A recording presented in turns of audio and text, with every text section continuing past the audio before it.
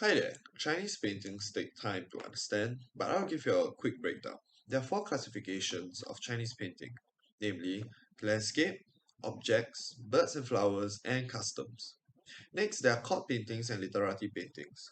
Court painting is how people portray their emotions and feelings onto the canvas.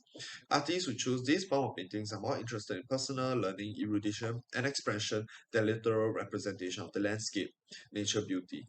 To decipher literati paintings, we have to observe every inch of the painting, the colors used, objects painted, and even current events happening when the painting was done. Let me show you an example.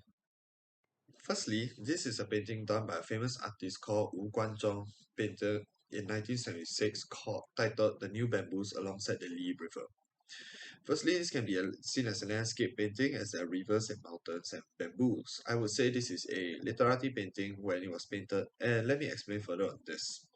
To the far left, you could see some factories and telecommunication towers producing smoke, and next to it, some villages with some light color on it. As you can see, there's a telecommunication towers and factories producing smoke as mentioned before.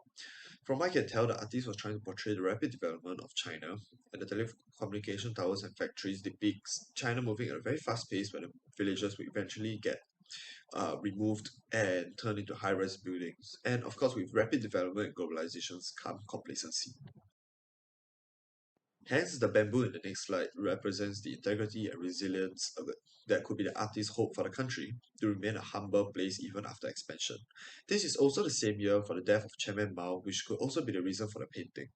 And with the change in leadership, there is bound to be uncertainty, which is why the artist chosen to paint bamboos and rivers and mountains in hope for integrity, reaching greater heights and a smooth transition of leadership. And with that, I've come to the end, and I hope you guys have learned at least a little bit something more about Chinese paintings. Here's an additional fun fact.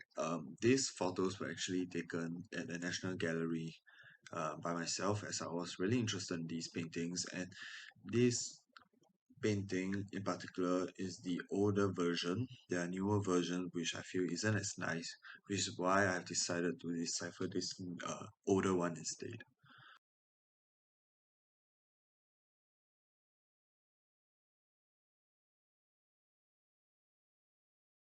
Created using Powtoon.